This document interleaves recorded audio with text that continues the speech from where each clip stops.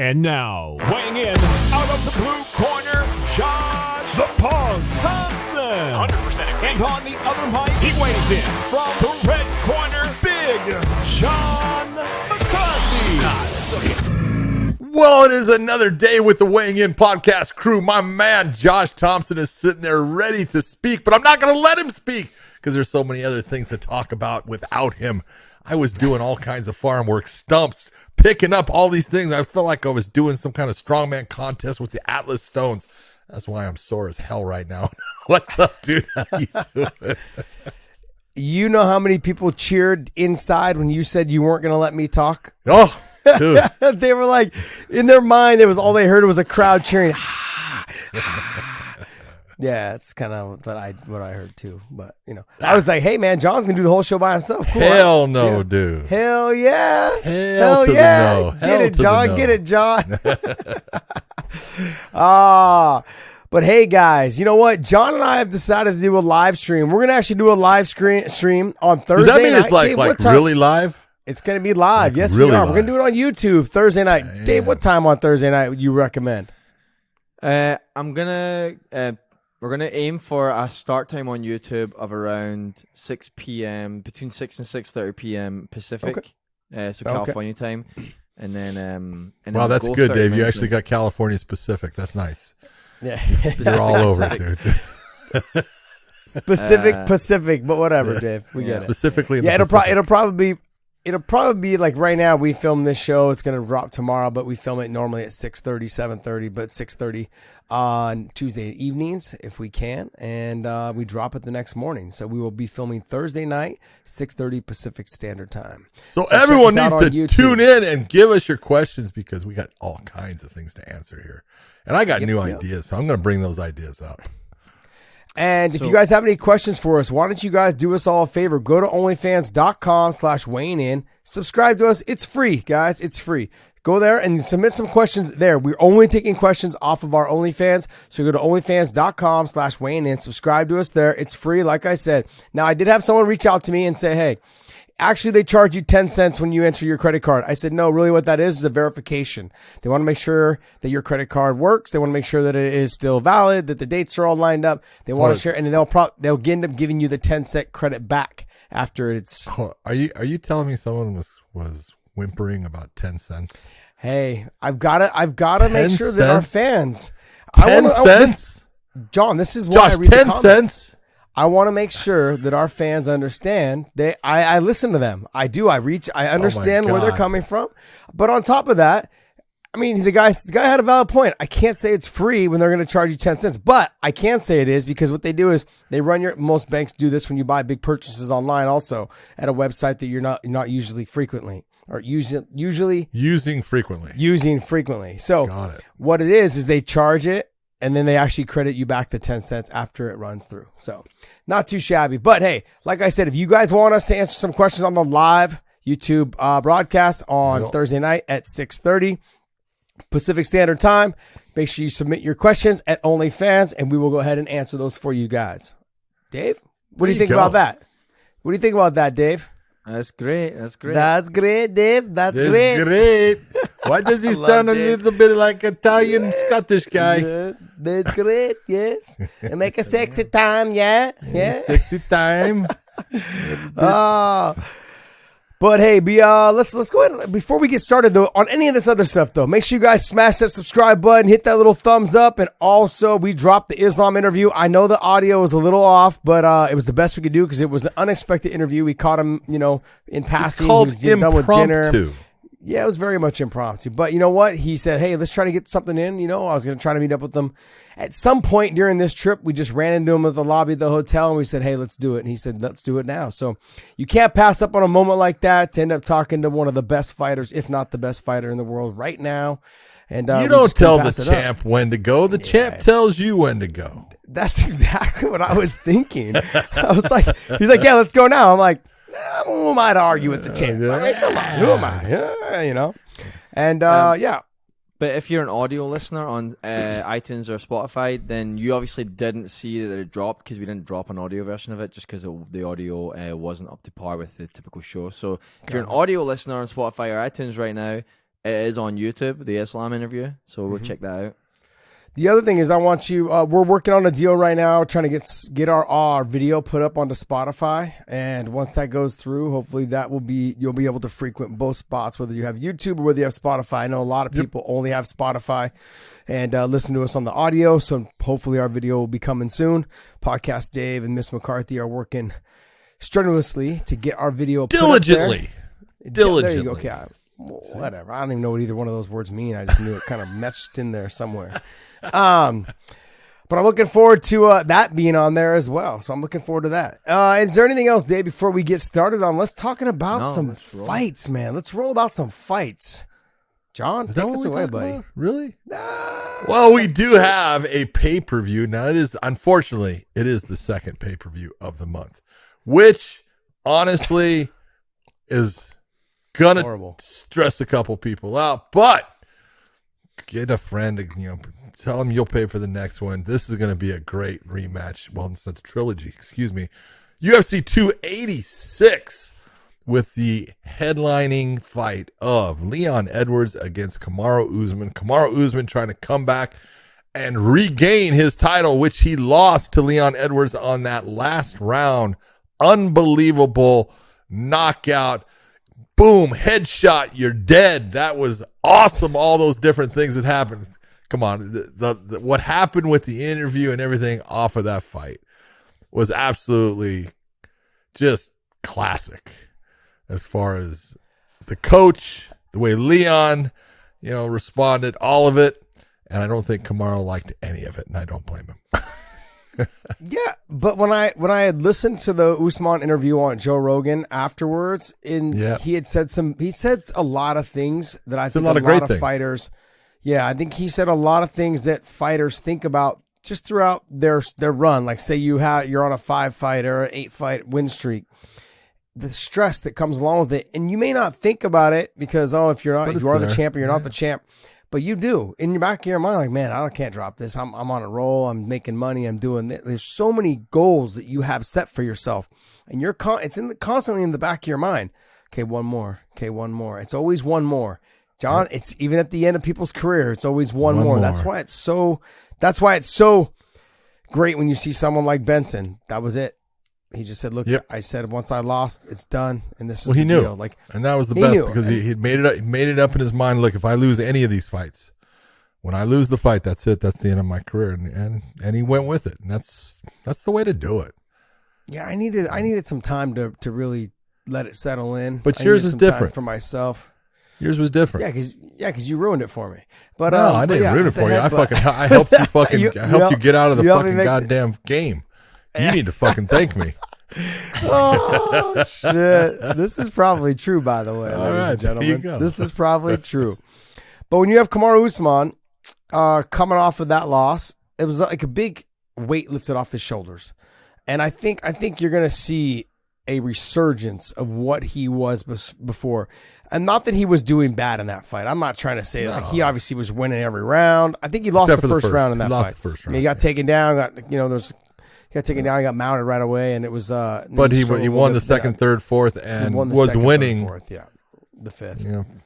Was winning the fifth when that kick happened. But I look at Leon as he proved that he can get a takedown on him. He proved that he can strike with him. He proved that he can dig deep when he needs to, and he proved that his fucking corners are ride or die for him. Yep. And that corner saved his career that night. And those are the kind of people and those are the kind of coaches you want in your corner, pleading with you. Do it for you. Don't do it for me. Do it for you.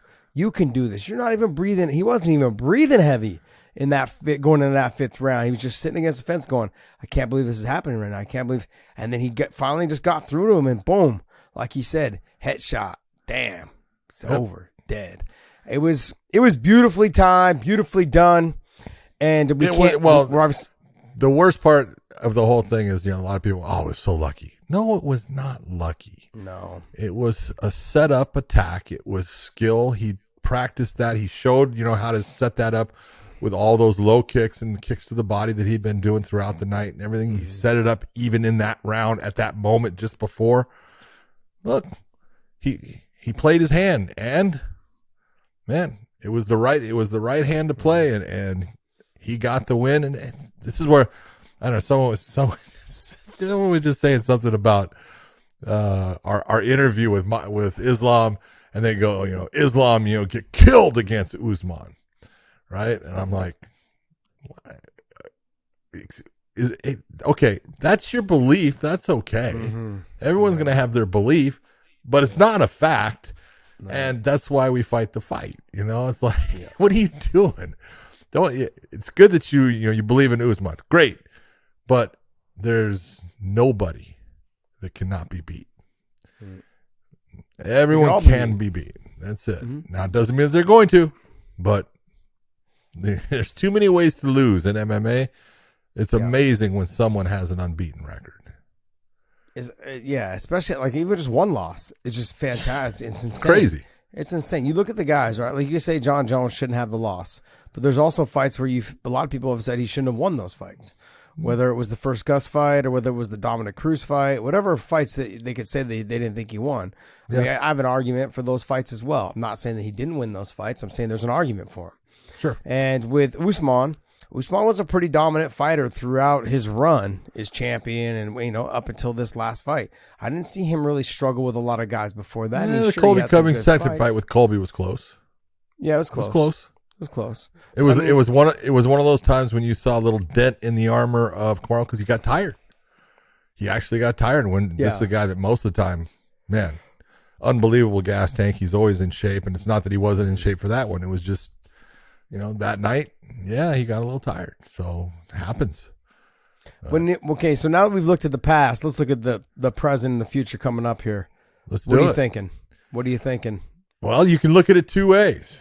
Exactly what you were talking about with a former champion who has something to prove, a former champion who now doesn't have all the pressure of being the champion.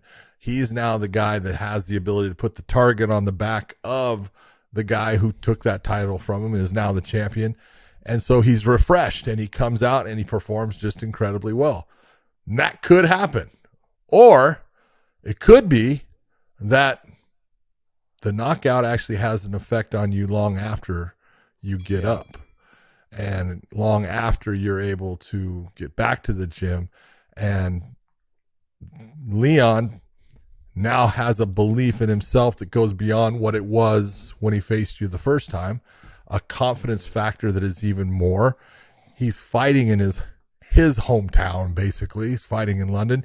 You're the one having to go across and, change of time and all that stuff while he's just in his flow there. So there's a couple ways to look at it. I still look and say, hey, I think Leon Edwards is a phenomenal fighter. I think he's got all the tools that you're, looking for a champion. He's got beautiful stand-up skills. His wrestling has become damn good, and he's able to control most guys in the fight because he is faster and he's got that range ability to keep the fight where he wants.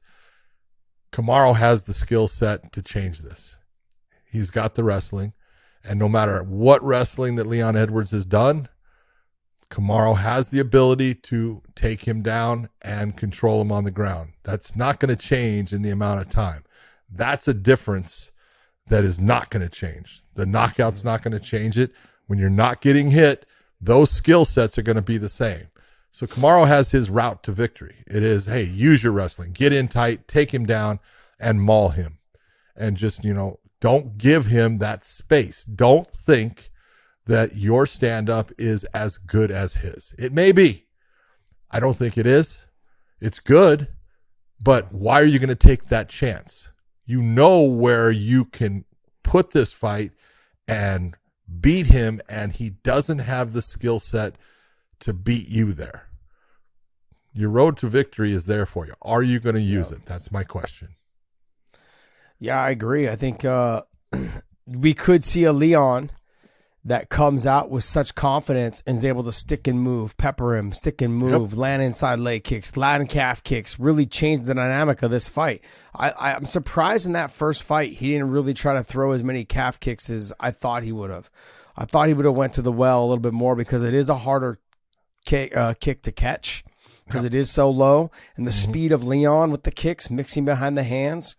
I would have thought there would have been more calf kicks. Now, also, too, when you're doing the damage, like Kamaru's got pretty skinny legs. Yeah. You know, and so you start Lower kicking legs. on that calf, and the lower legs, yes. His upper legs are fucking like tree trunks. Yeah. But you look at that, you know, his calf, I mean, like, you start putting some damage on there, it could change the outcome of on his wrestling. And it could definitely change his ability to shoot on the wrestling.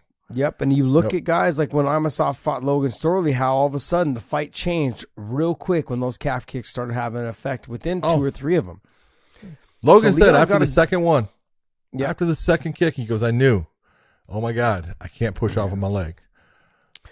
You know, Says and with Leon with the speed, getting it there, getting it back, and then still be able to sprawl, I think in that early rounds, if he's able to get to that calf early, he can start changing the dynamic of the wrestling real quick. And not to forget that he got a takedown in the first fight. Not to threaten it too much, but to let him know that it's still there. Leon has all these attributes, and just the belief in himself needs to carry through from that last fight to this fight. Yep. And I think it will early. Now, Kamaru, being who Depends he on is. if Kamaru can make that go away by being the Kamaru in the first fight and mauling him. He has the ability to change how Leon mentally gets through that first couple rounds. If he gets in his grill, doesn't allow him to kick, tries to just either elbow him, clinch him, hang on him, drop on the legs, come to the body, drop on the legs, lift, scoop, pull, all of those things. I think it, and if he makes it a grimy, just filthy fight, I think you can see Leon start to change or have a little bit of doubt going in the second, third round. So I think we're going to see however it plays out within the first 2.5 to 3 minutes, at least for sure the first round. But I like what you said. The knockout will have some sort of an effect. Will it make him a little hesitant when he starts seeing the hands come? Will he be a little more flinchy because of the hands and the kicks? When he gets hit one clean, hard shot, will that give him doubt on whether he can take those shots or not? There's a lot of things that come along with being knocked out. You just don't realize it. How much did it really have an effect? Because we don't know until he gets back in there. I've seen guys get knocked out in the gym. Like Trevor Prangley knocked out Nate. God, I can't remember his name. Corey? CTE's kicking in. Nate Corey. No, was it Nate Corey? No. I don't know. Who trained with us? Not Nate Corey. He's from Purdue. Wrestled with John Fitch. Who did you say knocked him out? No, it Trevor wasn't a Prangley fight. knocked out, but it wasn't a fight. In the gym. It was in a training. It was in training. Anyways, Nate James. I think it was Nate James. Anyways, we had a bunch of Nates in our gym at the time. So, but no, he got knocked out. After that, was never the same. Never the same. I've seen guys knocked out in the gym and they went back into, the fight. Yep. Never the same. Never the same. And so, and that knockout was clean, right on the jawline, and he was out. Yes. He was out, and so you don't know now. Did he give himself the ample amount of time to recover, let his brain relax? Like, did he eat more saturated fats? Did he do all the things that doctors talk about him in terms of brain recovery?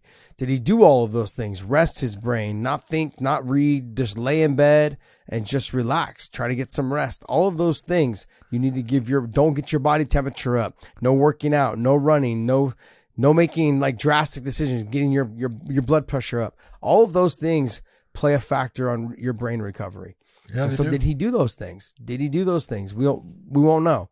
But and he's also, how old is he? 35?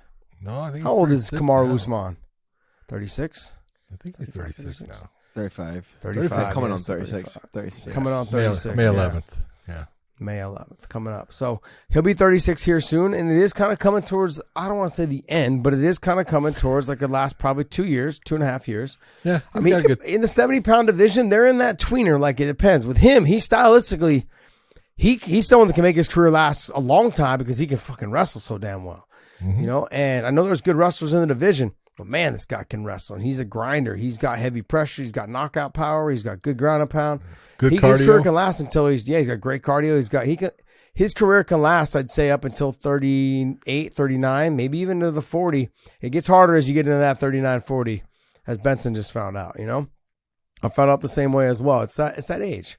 Well, especially in the lighter weight classes. You can still fight. Okay. Yeah. It's just that when you're where he's at, you're only fighting the best. That becomes very rough because there's those little tiny differences start to show, and those make a difference in the fight. And so, yeah, it becomes really tough when you are a guy that's like a Benson Henderson, where you're always fighting tough guys. You don't get the easy fights. Well, because at that stage, right, you're the former champion. Guy. You're making a lot more money than the other guys that are trying to make their way up. So the promotion's got to, if you're going to make that kind of money, then they're going to have to fight somebody. You got to fight the best guys. That's it. And so I'm looking forward to this fight. Now, look, I've learned my lesson. I'm not counting Kamaru Usman out. No. So if I'm looking at this, right, I think Leon's got all the attributes to get it done. He does. It does really come down to how Kamaru took care of his brain and his head after that fight. That's all I care about. The rest of it, when I talk skill level, he's got the ability, especially with that. When I read his quote was, "I'm going to remind him how the first rounds 2, 3, and 4 were going. I'm going to remind him of that. And then once I remind him of that, then it's going to start changing. He's going to start realizing that he's going to settle into losing again. He's like, that last round was all he had. That's it, the last shot. And so I'm like, that's all you need sometimes. That's all I needed. That's all I needed. Kamaru had some good points. He's like, I'm going to remind him of the first fight and what I did to him then. I'm going to remind him of rounds 2, 3, and 4. And so when I look at it that way, I'm like, man, he's going to be hard to beat. All of that sounds great, and I'm not saying it's not exactly what he's going to do. Yeah. But somewhere in the back of his mind, Josh, he knows that dude knocked me out. Mm-hmm. He knows. And you know, when someone has knocked you out, you have a different feel when you go up against that person again. It's different. It's not that, oh, he got a decision over me. Mm-hmm. That's different. It's not even that, oh, you know what? Submission. A little bit. But the knockout is one that it's just different. And when you have a serious knockout, I mean, a completely out cold, imploded upon himself knockout. You know, that was lights out. And no matter what, he's got to get past that. Now, can he? Absolutely. Has he? I don't know. I just don't know yet. We're going to find out. I think he's a very mentally strong person. Oh, I think he's incredibly strong mentally. Yeah. I think he's that champion through and through. I think he's really no doubt about it. No doubt about it. I just want to know if his brain has mentally recovered, like because of the age, because it is harder to recover from that. No matter what he's done, your body just can only do so much. And is at that time, that's the thing. At 35, 36 is when everything is run by that brain. Yep. All of that, great skill and everything is run by that brain. But John, you're looking at the same picture. You're looking at the same picture I'm looking at, man. Look at that guy. He's built like a fucking Greek god. Dude, he's an Adonis. It's freaking crazy. And he's always been that way. I've never seen Kamaru Usman go into a fight out of shape. I've never seen him take someone lightly. I've never seen him I've seen him where he is not disrespectful, but not liking his opponent and saying something, and that's okay. That sometimes that occurs, but most of the time he's all business, and he's phenomenal. I mean, look at the two records: 20-3 versus 20-2. Jeez. These guys are as close as you can get. One win apiece. That's what I love about this. Kamaru's got to win, Leon's got to win, and someone else is going to get an additional win. We just don't know exactly who. Anybody that says they know, they're full of shit. Yeah, they don't know. They don't know. That's why we fight. Both guys could win. Yep. Co-main event, John.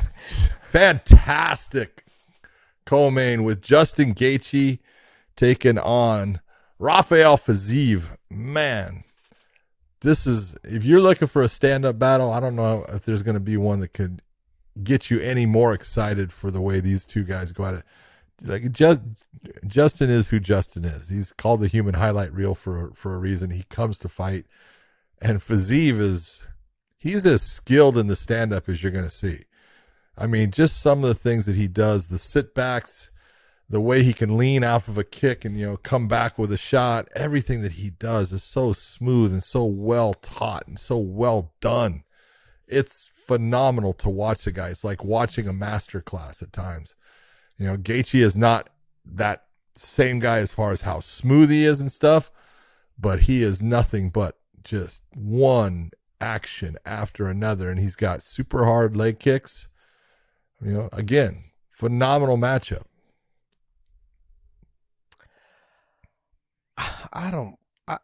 John, there's a lot I want to say, but guess what? This fight is going to be fucking bonkers. Like from the moment it goes, it's going to be just bonkers. I don't even see, if Justin Gaethje can survive the onslaught in the first round of the speed, the power, the leg kicks, all that stuff.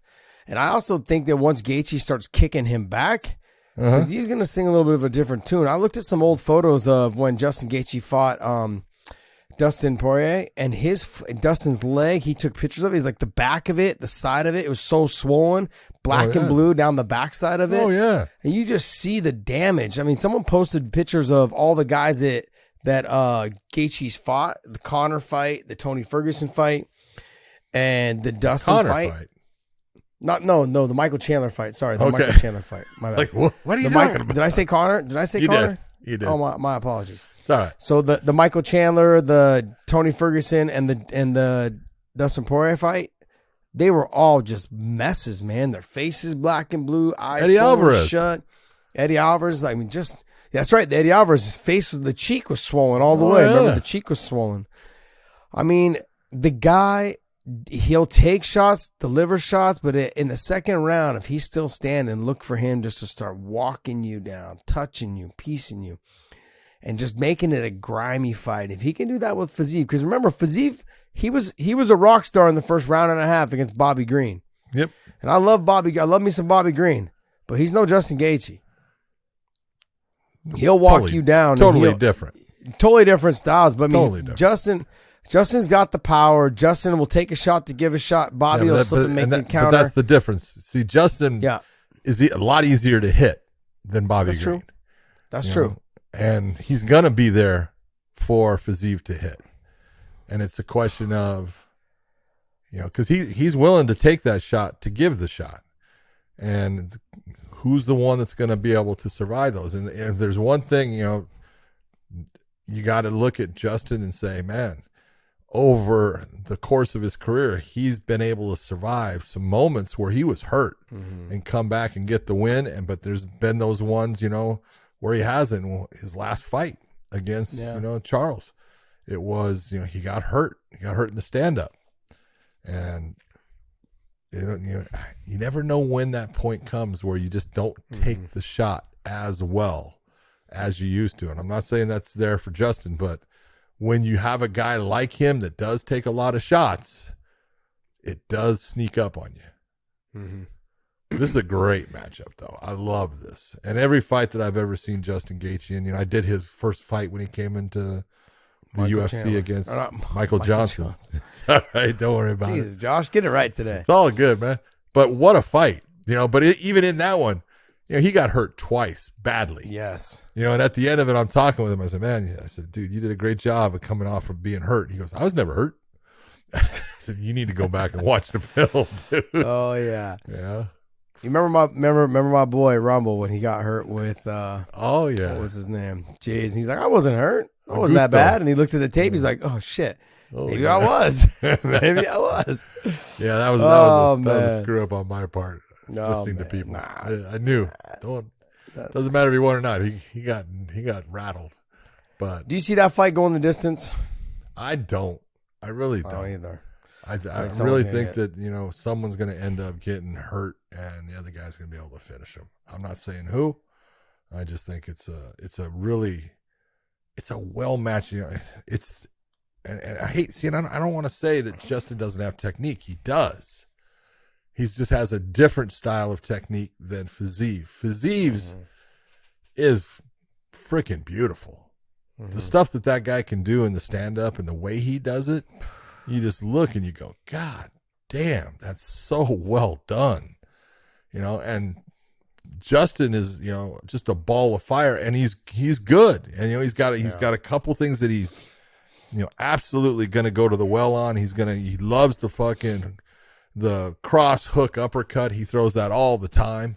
And, I think Fiziev knows that, that's going to be coming his way, but he'll connect somewhere along the way with it, because he does it and he does it well. So they're just a different style of stand-up guys. Yes, Justin wrestled. Fiziev doesn't. He's not going to wrestle in this. No. He's not going to wrestle. So, when was the last time you saw Justin wrestle? Well, I saw him try to wrestle against Habib. That's about it. He doesn't wrestle. That's just not who he's to go out there and he wants to either knock you out or he'll get knocked out. I ain't mad at it, to be honest. No, I ain't mad at it because these are the fights we're going to talk about later on in life. Like, man, this guy Justin Gaethje. There's no way that Justin Gaethje is not going to go down as one of the most exciting guys to watch. Yeah. When it came to fighting, every time. Because let's be honest, he doesn't have any bad fights. Win or lose, they're not bad. Give me a fight that you think might have been a bad. I don't. It was a good fight. It wasn't one of the, but was his Buscape fight. Buscape when he fought him. Yeah. Because it was so off. It was so weird. Everyone was expecting him to walk through Buscape, and Buscape just was able to start taking over the fight. But then the cut happened, and everything changed. But I mean, he was on his way to losing that fight, which would have been insane because it was the last. I think it was the last fight that you're off of it by one. There, you got to go back up one a little more bit fight more. Down. One more, right there. Boom. Luis Firmino. Yep, that's him. Buscape. Yeah. Whoo, man, boom, boom, boom. But great fight. Let's go to the next one.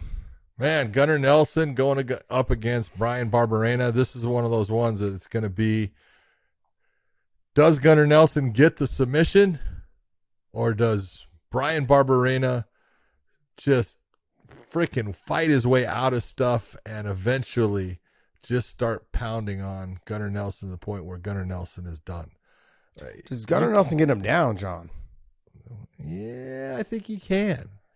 It's Barberena he's got decent wrestling. It's not, unbelievable. Submission wise, Gunnar Nelson is the better guy by far. Mm-hmm. In the stand up, they're close, but Barberena has got that. He's just a freaking dog. I love watching him. And you saw how, the shots he took in the Robbie Lawler fight just walks through him. And there's no way that I see Gunnar Nelson hurting him in the stand-up. I just don't see it. Vicente Luque was a great one of my favorite fights was Barberena against Vicente Luque. Just unbelievable what went on in that fight. So either Barberena is going to get a win by either knockout or TKO, something like that, or Gunnar Nelson gets a win by submission. Yeah, I can see that. Will you? How's that? Just because it. Yeah, there you go. There you We're go. just fuzzing out a little bit there. I'm back. Yeah.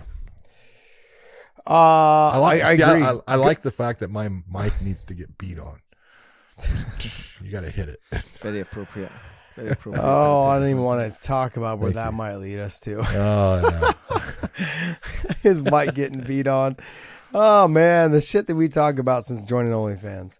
Oh, man. All right. Look, I agree with you. I think Gunnar Nelson's going to need to get this fight to the ground. And if he can't get it to the ground within the first couple minutes, I think as the fight goes on, we saw Barberena get a little bit tired in his last fight. He'll start to slow down a little bit, give up some positions, but I think that Nelson's going to have to get it down early to start slowing Barberena down early while he's still fresh.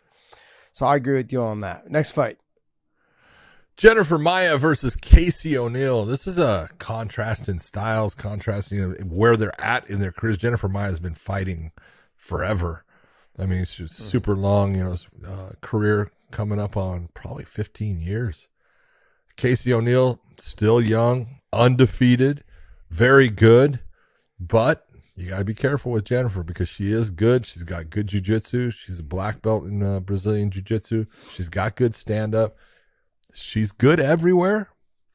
So Casey O'Neill really needs to be careful of not opening things up to the point where she makes the mistake and allows Jennifer Maia to get a position on her that all of a sudden things start going downhill for her. But Casey O'Neill, honestly, should be the favorite in this.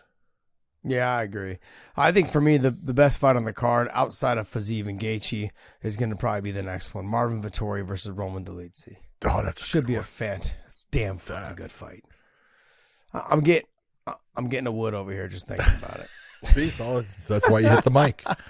Yeah, I'm telling you, man. It's like Vettori can take a shot, deliver a shot. He's got good wrestling. He's a gamer. He's someone that's just a dog. But at least he's got the power. He's just a lot of man right there, buddy. A lot of man. Strong, good submissions. He's got good leg attacks. He does everything pretty well. His stand-up is not bad. I think Vettori's is much cleaner. Vettori needs to keep it on the feet. Mm-hmm. He does not want to be on the ground long with Dolidze. Dolidze is from Georgia, I believe. Just like Ilia Topuria. Just like Topuria is. Go ahead and pull that one up there, Dave. Merab, just You're like Merab is. I was going to say Dolidze. He's from can you click on that, Dave? Are you part of the conversation here, Dave? Can you hear us? Bueller. Dolidze. Not Ferris. Barbarina. Gosh, Dave. Come on. I couldn't move. My thing was stuck. Dude, yeah, we know that you can't move. There you go, Georgia. His thing was. Look at that. Stuck, Dave. See, you got it right this time with Dave's information. Even though you had it right last time. I did too, yeah. Topuria is from Spain. He's from Spain, right? No, they're saying that his parents are Georgian, so he's Georgian, but he lives in Spain, that's like, I guess.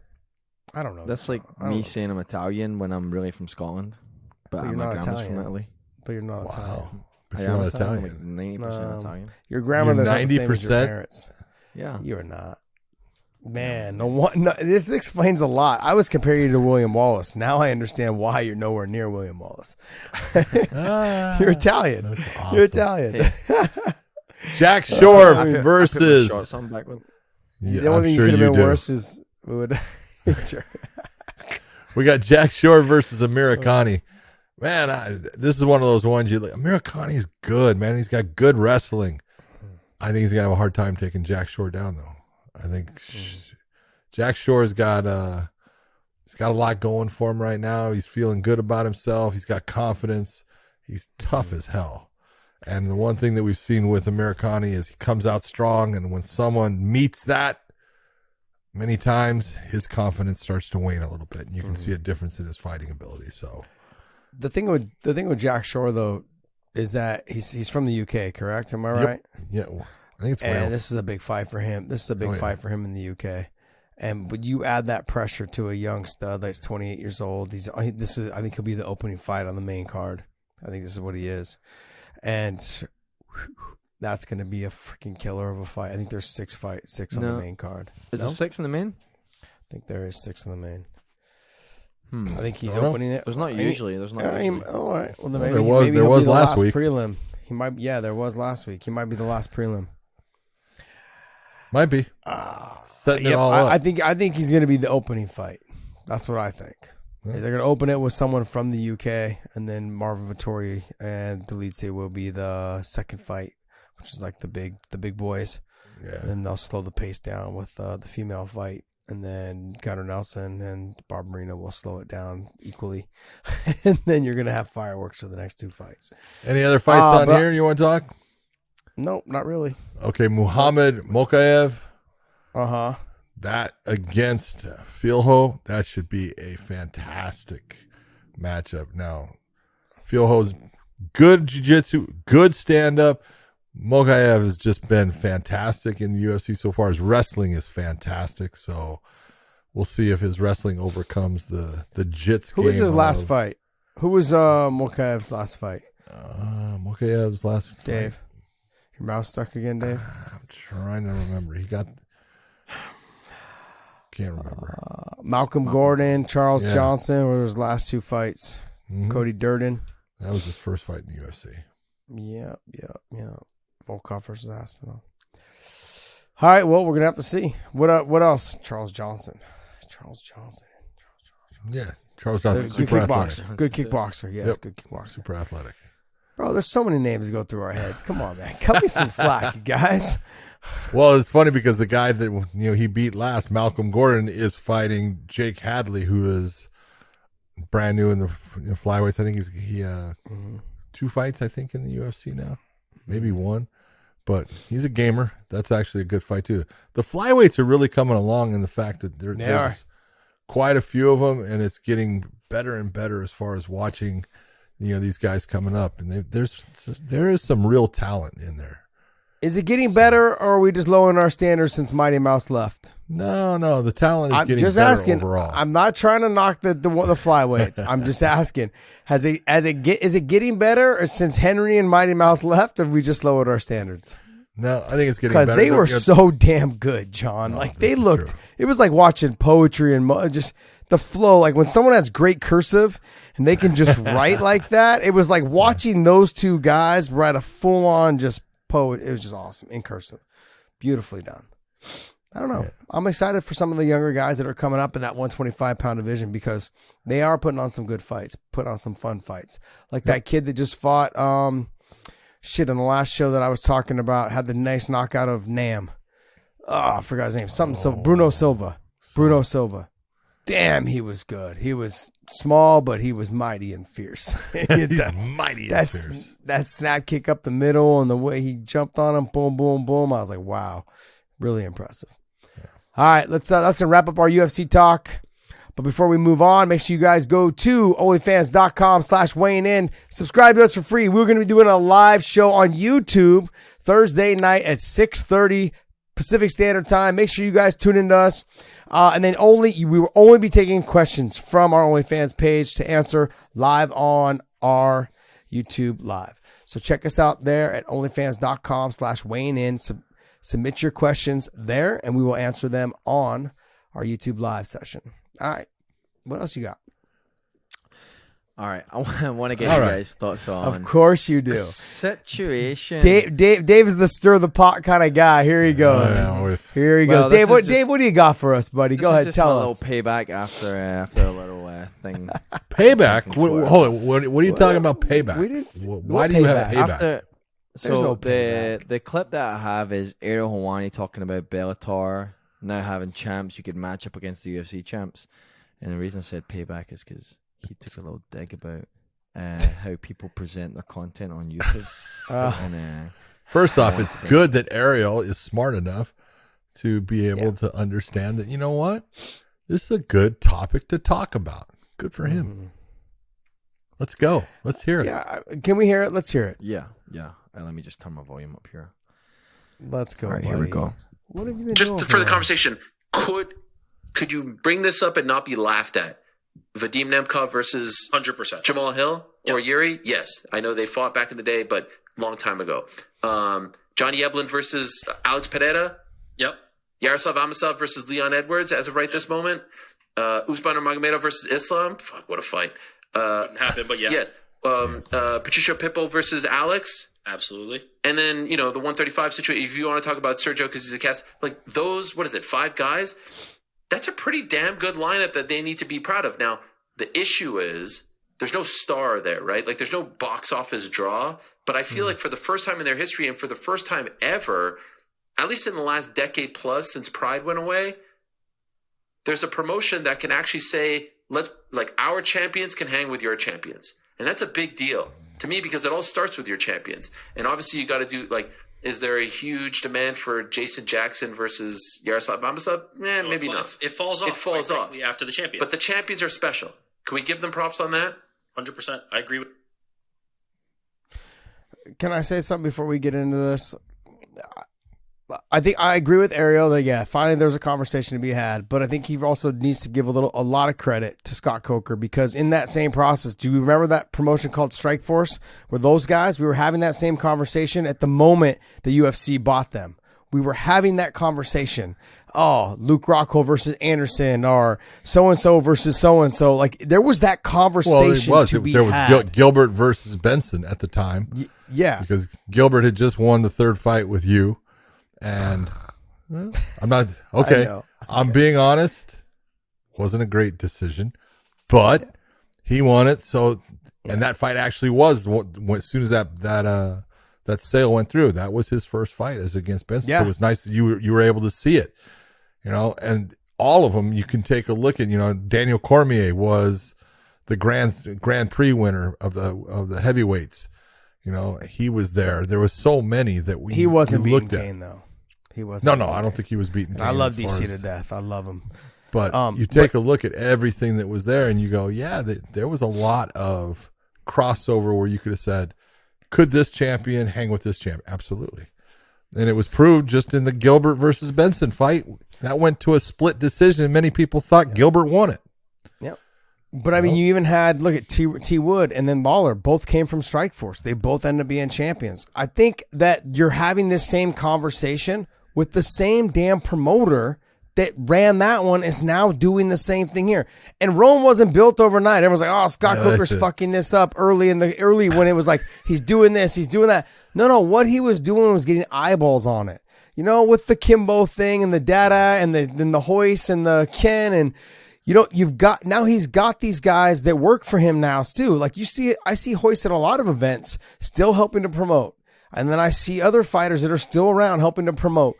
Like Benson, I think will be somebody that I think you'll see at events promoting Bellator. And it's not just because his wife is there, it's because there's been a relationship that's been built. And Scott Coker really likes Benson Henderson. He's a great person and a role model for kids and the youth to look up to. I look at what Scott Coker has built with Strikeforce, and now it's taken some time, but he's done it again. And now he's got champions that the conversation could be had. Now, I did want to give a little jab, though, at this because... No jabs. I'm not being disrespectful.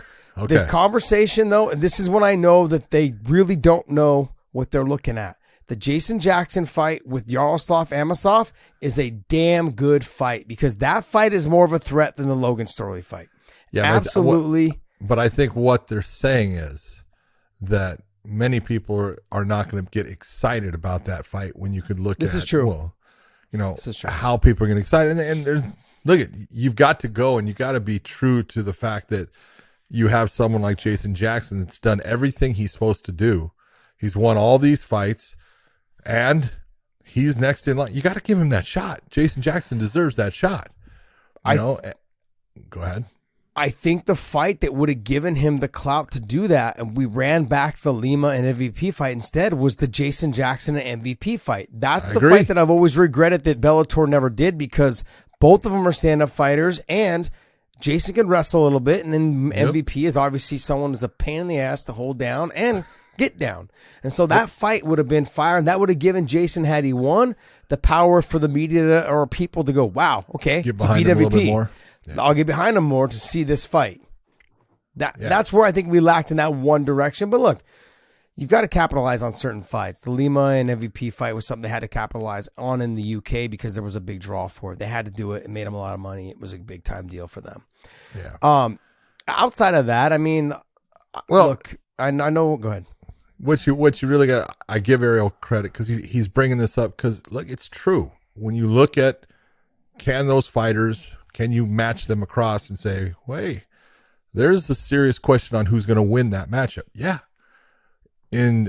Right across the board in all the weight classes he's talking about. Now, the one thing that I will say that's, I apologize that I don't know who the two people he's talking to are, people from MMA fighting or whatever. But, the one thing that is funny is I think it was about 3 months ago when, Ariel said something about, PFL is now, I think they're number 2. Really? Fancy advertisements and things like that don't make a promotion. Yeah. Fighters make the promotion. Signing Jake Paul does not make you the number 2. No. That's what that whole thing was surrounded around. Okay. That he has a relationship with Jake Paul. That's why that was said. Okay. Well, that makes sense. He's got to keep his relationship, and that's all fine. But I love the fact that he's honest enough to look and say, hey, let's take a look at this. Can you say this? And it's a serious comment. Yeah, it is. And you're going to get all the UFC, people that all they watch is the UFC. Okay. It's okay that it's bullshit. Okay. But the only thing I know is people in the know, the people that are there, the people that are doing the training, the people that see both, they all know. And the fighters know too. Yeah, like I think you and I get lost in the shuffle because we work for Bellator. People think that we're continuously okay. being biased, and I'm not being biased. I have no reason to be biased. And I am 100% biased towards my friends, and I'm very open about that. Yes, okay? you are, and I love you for that. I'm not gonna sit up here and lie to you guys and tell you I'm not. If my boys that I've trained with or that I know are on that card, I'm gonna fucking say they're gonna win. That's it. You guys can say whatever you guys want. I don't care. Okay, like I said, I'm not media. John and I are here, just two buddies talking shop about fights, something we've lived for 20-something years. Him almost 50 years, but me 20-something years. Okay, but when it comes down to it, like I said, Ariel did the whole thing, a couple months back about, they were number 2. He wanted to keep his relationship with Jake Paul, whatever it was. He said they were That's a good number 2. point. I didn't even think of the whole thing with the relationship with Jake, so it makes sense. Which I do. I understand that. But I also want to give PFL some credit. There's some fighters on there that I wish that we could get to the Bellator. Oh, yeah.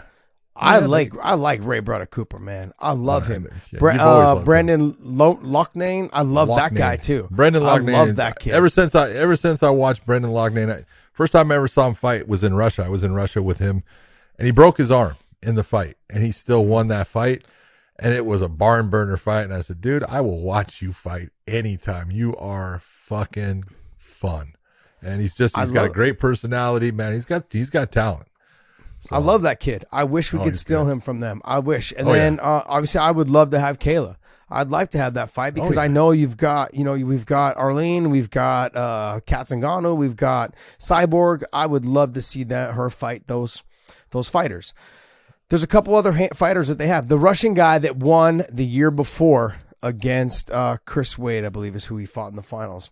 But it was, I can't remember him, but he wins one, he takes 1 year off. Then he wins one, he takes 1 year off. It's like, I can't remember his name. It's like, I can't think, Motahav or something. I can't remember his name, but I think he's managed by Ali. I believe he's managed by Ali, but the kid is he's good. Savagely good. He's so good. He's damn good. But I'd love to. And then who's their other guy that beat Ray Butter Cooper and then also lost to Ray Butter Cooper? Uncle Live. No, Magomed Karamov. Magomed Karamov. I'd love to have that kid too. Good.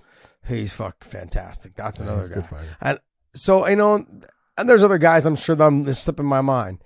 But I mean, like they've got some great talent.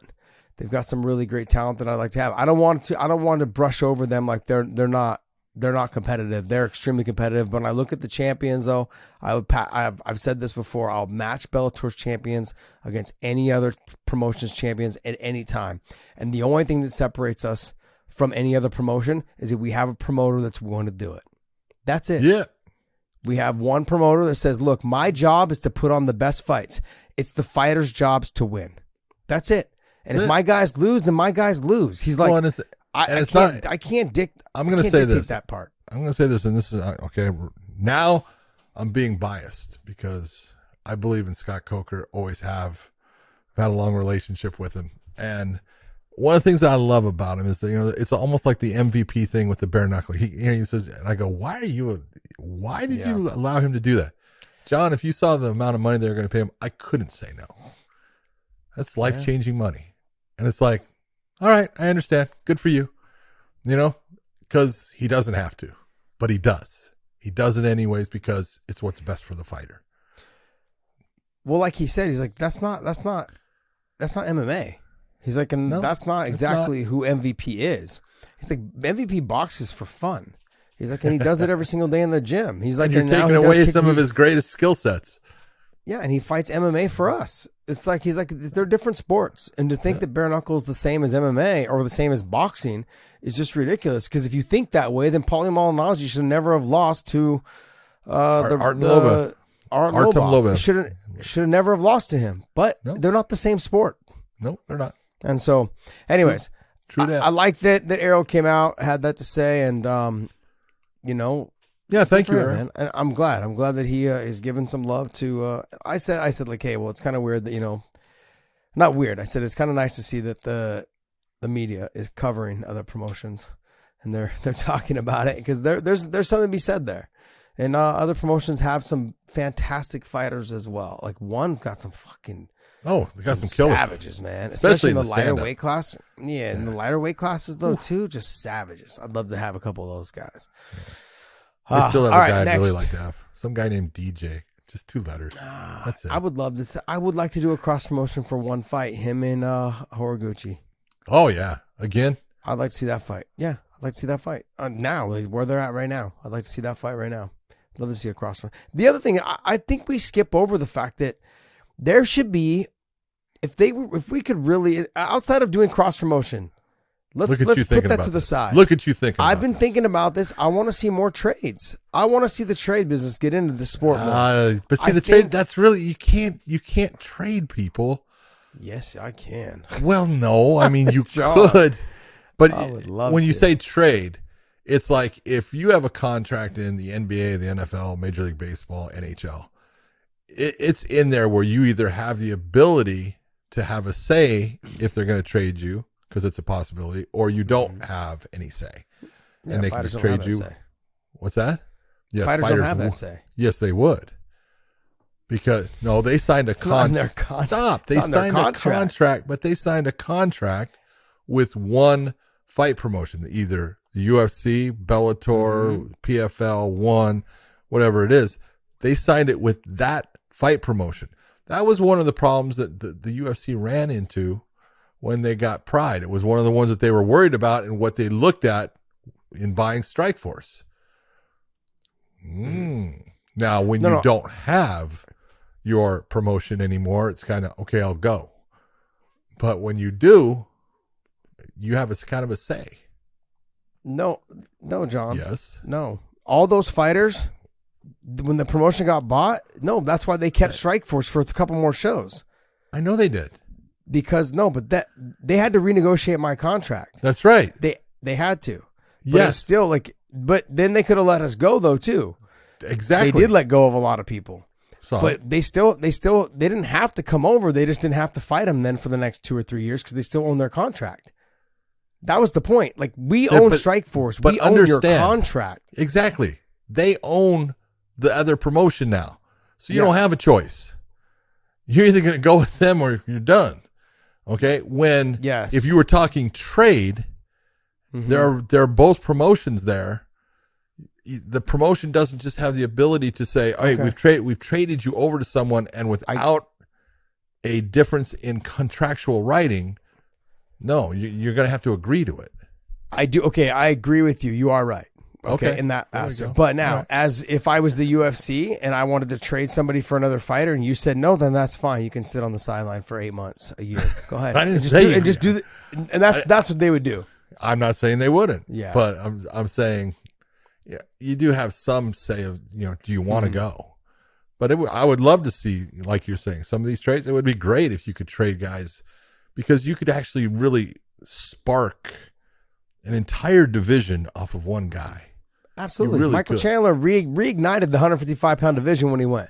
Absolutely. He absolutely it was reignited great it. for the UFC. Yeah, they needed him But to that wasn't a send a. Yeah, they needed him. It wasn't a trade, but I'm Free saying it was agency. good. It helped us though, because the amount of money we were willing to pay I him, understand. we were willing to All spend a went lot to of those that guys money. that are now fighting in the really tournament. well. Yeah, That was No, not it was a trade, free though. agency. It wasn't a trade. that's what we said, Dave. I don't know, I'm just making sure that you know. No, that's what we said, Dave. I'm glad you're paying attention. Our producer's listening right along. Jeez. But would you That's rather why. That's have? why. Good Would you rather have trades or would you rather have MMA Olympics? trades. Oh, I'd rather have trades. The Olympic would. stuff is. Yeah, look, I like the Olympic idea. Let's be honest about the Olympics anymore. It's they not the suck. same. It's not the same. It's all political. It's Yeah. all politicized. It's Thank all you. political. It's all a bunch of just trash now. I feel bad for the athletes because they're just getting So do I. fucking ran through. It's garbage now. I have a hard time just watch. I don't even watch them anymore. I'll watch like maybe 1 or 2 events if I catch it on TV. Otherwise, I don't give a fuck about the Olympics. It sucks because I really like swimming. I like running, watching the used to love sprints. I used to love the Olympics. I grew up on the Olympics. Carl Lewis, 100 meters, to all the I just grew up on this stuff. Can't even fucking turn it on now. It just distracts. It destroys me. It's just gross. It's disgusting. And it's no fault of the athletes. That's the worst part about it all. No, it's politics. But yeah, I would rather have the trades because you could like John said, you could really ignite a division in one promotion that could really just take off and make for so many great fights. And I think Chandler is a classic example of that for the 155-pound division over there. And I can't see there was as much of a big deal when DJ went to 1. But when Ben came over, there was a little bit of that excitement also in the 170-pound division. Yeah, there was some excitement there. And then when he dropped those fights, it was like, okay, we kind of lost it.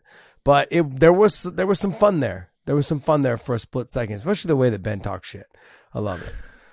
He's the guy. He definitely got it. under people's skin, man. Oh, it was great. He's awesome. I mean, people were trying to fight him in the hallways at weigh-ins and this in the hotels. And I'm like, damn, dude, you guys are out of control. All right, next. Next story here. Oh, snap. There is a hint that Logan Paul, a tease, something that Logan Paul could be boxing Darren Till. Darren Till was released from the UFC recently. Logan Paul says in his podcast that he's returning to boxing. Dylan Dennis says he turned down the fight against him for a fight with Darren Till, made fun of Darren Till's losing streak, and then Darren Till posted like a tweet with like money bags. First off, Logan Paul is more of a fighter than Dylan Dennis because he's got more fights. Let's just be honest. So I don't even want to talk about Dylan Dennis. Don't fucking bring his name up on this show. It's disrespectful. Look, Darren Till, disrespectful. When you say Darren Till got released by the UFC, yeah, but he asked for it. He wanted to be released. I think it's a good thing for him. He needs to get himself healed up. Part of his problem is he's got, knee problems and he needs to get those things dealt with. But in the stand-up, fight against Logan Paul, they better not allow kicking. They allow kicking, he's going to kick Logan Paul's head off. But I think it's a great thing for Darren. Nope. Do it. If it's a boxing match, do it.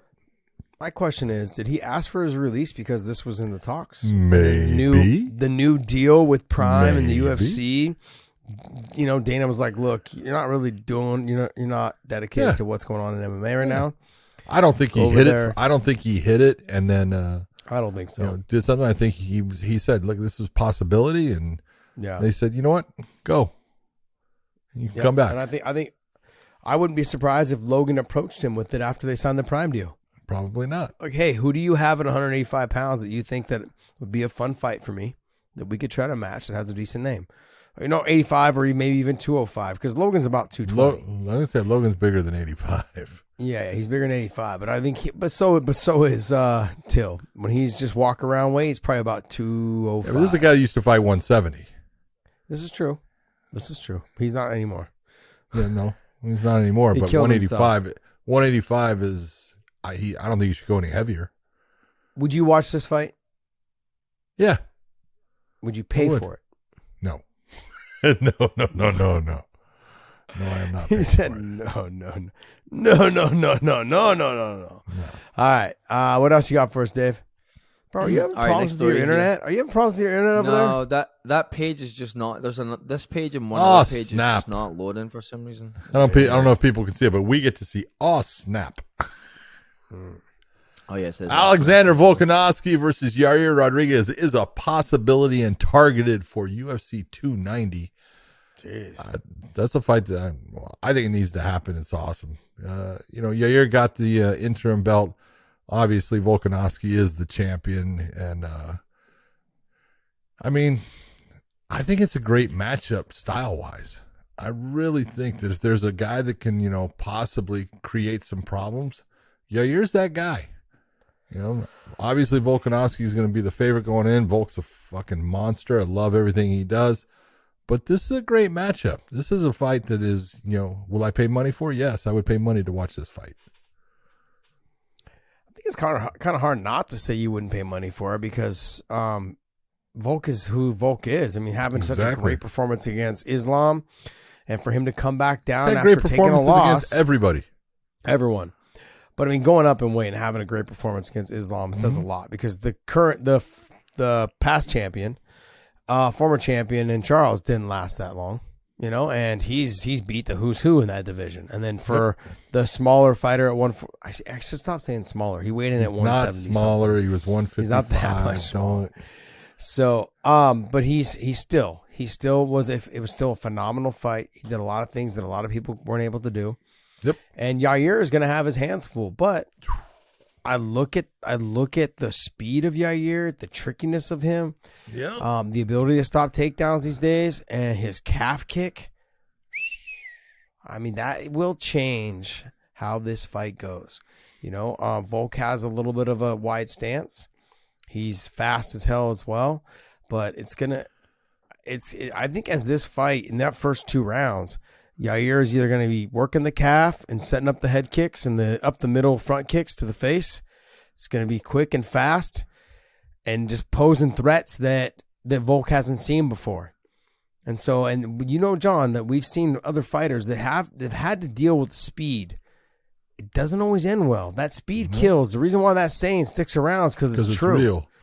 Yeah, like speed kills, man. Like, and in the smaller weight classes, trying to fight guys that are faster than you, that blinking, that flinching, that hesitation. Do I go? Do I not go? I mean, like it's horrible. And then when your head's getting snapped back like a fucking Pez dispenser, you're like, like it's that. It's horrible. And I'm not saying that's going to happen to Volk, but Yair has the ability to do that. And Volkanovski got the ability to put him on his back and beat the shit out of him. And so that's it. It makes for, when you have those 2 things, shit, it makes for a great fight. I can't wait. I can't wait. I'm excited. That'd be is 290? Yeah, is 290 is the International Fight Week, so that would be July. Would that be the headliner of that show? That show, you think, or you think they'll put one more in there? 78, 89. That should be in July. Yeah, it would be an International Fight Week. Yeah. Okay. Nice, July. Nice. Yeah. I think there was talk of something recently. It may have been Jones. Is it John Jones and Stipe? That's what I was hearing. Yeah, I was okay. John Jones and Stipe. That would make sense. I think Stipe said something like July. Okay. I think Stipe. So then that means that co-main. Stipe's been training. That means Stipe's been training. Now, let me see. Remember International Fight Week used to be 3 fights. Is it now just one? No. Yeah, that's gone. It used to be like Thursday or Friday night. I know, Saturday it was night, awesome because Sunday I got paid for every one. I was there for those 3 days. It was boom, boom, boom. So nice. Doing shows, it was remember, freaking the best. Dana did say that it was this year they're bringing back International Fight Week like in full swing. Good, because that was when fighters got paid. Fucking, we used to sign so many autographs and do appearances at different. Because remember, Venom was saying something about like we don't care if there's other sponsors there. They may care if there's other clothing sponsors. Was this what? Yeah, but if there's like supplement companies and other, like I don't think they'll give a shit. Where Reebok cared about everything. Yeah, that Reebok deal was the shittiest deal fucking they did to mankind. I swear it's horrible. Next, what else you got for us? All right, here is a more lighthearted one. Power slap moves to Rumble. Dana White pumps it on Rumble. However, TBS has ended its deal with him. Oh, who said the TBS was pulling out? I love the pull-out method. I love the pull-out method. Look, this is the only time we're going to talk about this shit on here is that when it starts to fail, and I'm actually super excited that it's almost over. All right, so here's the question. That it disappears. Here's the question for you. No, I don't subscribe to Rumble. Come on, you got to listen to my question. All right, because I'm actually going to you with your opinion on something. Because Dana came out, saying, "Oh my God, it's killing it." Obviously, it's not. Okay, but you can say that it's killing it. Okay, whatever. It's going to Rumble, and he's talking about doing the whole season in Abu Dhabi, getting it basically across the waters and doing it in another place. So, if you're the Nevada State Athletic Commission, is this your time to say, you know what, we're going to drop that? Or do you keep it on your books? Well, you do know, though, that Dana has a little bit of pull with that athletic commission, so I think they're going to do whatever Dana asks them to do. Keep it on the books so I can see what happens. If I can reignite this thing over in Abu Dhabi or Dubai or wherever it is I got to go to get it done, then I'll do it over there. My question is, are you going to use people from that area to do the slap fighting? Because I don't think they're stupid enough to do it over there. I think they are either. I mean, they're pulling these guys off fucking bar stools and just, a couple shots deep and some cocaine. Obviously, someone's already been popped for it, so they're just doing that. And well, if you get a little coked up, you know what?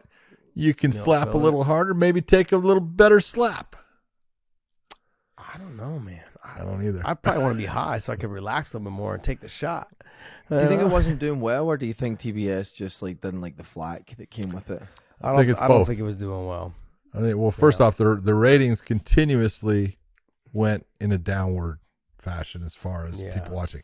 The first one, the second one was, I think, the one that created, had more, and then every one after that dropped. And so if they're all dropping after that, and it's and the thing that you're looking at also is the fact that they're coming off of a show that was doing over 1 million views, and then they're dropping down into the 200s. You can't have that kind of drop off. Yeah. That's the network's looking at that going, we can't have that. We have 1 million people watching us right now, and this comes on, and they, how many of them drop off? It's like, you can't have it. 700,000. Yeah, if you get below 300, they start doing like, shit, what are we doing? I mean, without taking a big jab at Dana, this was a little bit of a, hey, he decided to do something. I give him credit for trying to trying to do another sport on top of it. But I'm going to go back to the beginning of the UFC. A lot of this was Lorenzo and Frank. Oh, yeah. And it just, the building a lot of it? All, you understand what I'm saying. You said you're not taking a jab. I'm sorry. I'm not taking a jab. And then I want to know how his howler, isn't his howler head the whiskey or whatever it is? The whiskey's his. I believe that's his also. I wonder how that's doing. When you got this kind of money, you can get away with certain things, in terms of like taking risk. But this power slap thing was. But again, this is the problem, and I have no problem if Dana wants to go do that. Absolutely. No problem at all. Leave the UFC and go do it, because your name is associated with the sport of MMA, and when you're talking about that crap, people are looking at MMA. Separate it. Go one way or the other. Go do it. And good luck to you. But it brought that bullshit, that pathetic slap, into the world of MMA. Look, we fought too hard and too long to get MMA where it's at. And don't all of a sudden, because you can make some money, bring that crap with it. Separate it. And there wasn't. He didn't separate it. He used the UFC to promote it. Well, now you know how WWE fans feel. I mean, we worked so hard for so long to get the WWE as big as it was, and then you guys came along with your MMA stuff, and piggybacked off WWE. Are you saying that we came along and used your WWE crap? Yeah, you made it vulgar. I mean, we were doing open hand light punches, and you guys came along with real punches and just made us look excuse me. You hear that word you said? Made us look. You hear that word you said? That word real. That was the difference. Oh, man, this is great. I love these two. You two are hilarious. Dave, what else you got for us? Shoes in the other foot. All right. Last one we'll finish up on here. No, we got one more. I can see. Okay, I do have to say this now that since I just did that with Dave, I gotta look at the camera and say, Paul Lazenby and everybody that I know that is professional wrestlers, you guys are freaking awesome. You are unbelievable. And yes, they're predetermined, but nothing is fake, because you guys take some serious falls, shots, and everything, and it all hurts. There we go. Got Bobby Lashley, Jake Hager. Bobby Lashley, tough dude. Gotta give you guys some credit, man. What about Jake? Jake who? Jake Hager. I love Jake.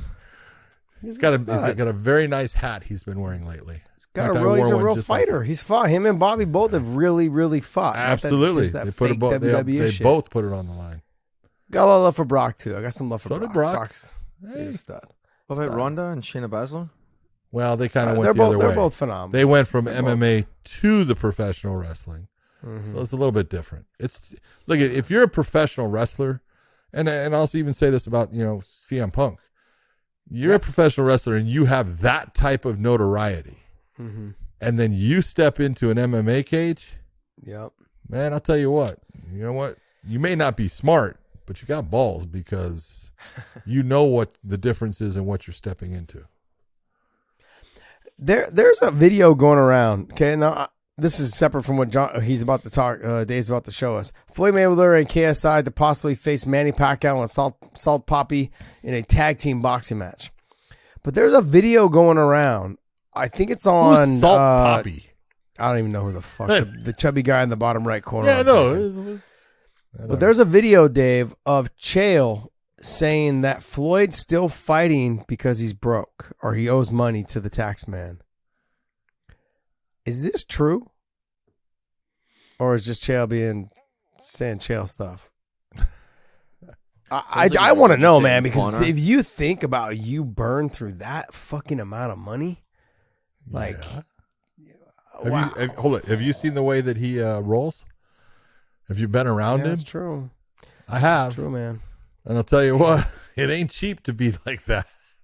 You're burning through money. Huh? Damn. I hope it's not true because, man, you don't want to see that.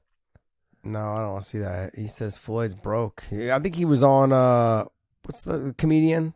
Brian Schultz. Was it Brian Schultz? Oh, Andrew Schultz. Andrew Schultz. Fucking love. I sorry, I fucked up his name. But fuck, he's got to be the funniest son of a bitch on the fucking market right now. Andrew Schultz. His shit is hilarious. And the way he works off the crowd, hands down, I'd love it. I love when comedians can really just roast somebody in the crowd. Also not even roast them, but go have fun with them and talk. Oh man, it's so great. He had this bit about Mexicans and coming on their stomachs and fucking belly buttons, and it was awesome. What is this? It says Floyd Mayweather never got $100 million for a fight. Former Oregon State Athletic Commission official comes clean on boxing legends' wages. What? Maybe I'm just trying to find maybe not in. I think he was on Andrew Schultz's. On the Flagrant podcast, Chael Sonnen made bold claims regarding Floyd Mayweather's income in the fight business. According to Sonnen, Mayweather never made $100 million from a fight. Although there are reports available online, Sonnen believes Mayweather never got remotely close to $100 million from a fight in boxing. Chael is just being Chael, and Chael has no freaking clue. Well, let's remember that fight. I can't remember what fight it was. Remember the checks that people were pushing around. He had the two checks, one for like $47 million, one for $41 million. And they were both made out to Floyd from the, I believe, Nevada State Athletic Commission or whatever it was that was written by. But yeah, both of those. That one was, I don't know, one was for the promotion, and then one was for, I don't know, pay-per-views or something. I don't know. But they had two separate checks, and that's pretty damn close to $100 million if you ask me. I mean, I'm not good at math. I'll tell you what. Fuck. Here, just figure out how. Do me a favor, Dave. Look up Floyd Mayweather versus Manny Pacquiao, the pay-per-views, and look up his against Conor McGregor, the pay-per-views. Here's the other thing, John, I want to know. How could they say this if you also look at the person who's made the most and they use it in the Forbes magazine for highest paid players, highest paid? They've got Ronaldo, Messi, and Floyd's at the top. Mm-hmm. Floyd's above Ronaldo, Messi. He's been, for a couple of those years, he was ahead of all of them. He was below them also in some of the years too. We didn't have big time money fights, but he was ahead. 4.6 for Manny, 4.3 for Conor. Okay, so that's you figure. Made. Oh, views. No, that was pay-per-view buys. Yeah, pay-per-view buys. Yeah. Okay. 4.6 and 4.3. And each one of those was $100. Okay? Figure that money out. Okay? Jesus. Yeah. Now, a boxer gets basically 80%. The boxers themselves will get 80% of that. That's the big difference between boxing and MMA, and that's why you're talking about all this. Do you think that he got $100 million? Yeah, he got $100 million for that, for one or both of those. For Chael to say no, he didn't, bullshit. Chael's not sitting there saying anything off of knowing. You got to look at the number. 4.6 million buys at $100.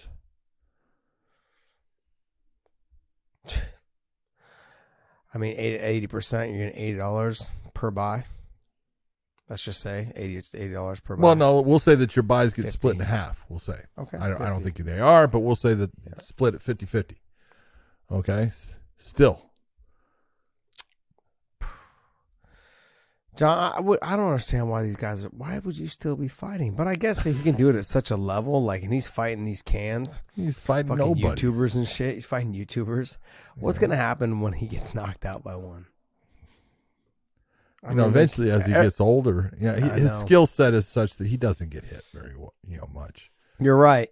But I have noticed in the last couple ones, he's not so much getting hit, but he is slowing down. Oh, he's slowing down. No doubt about it.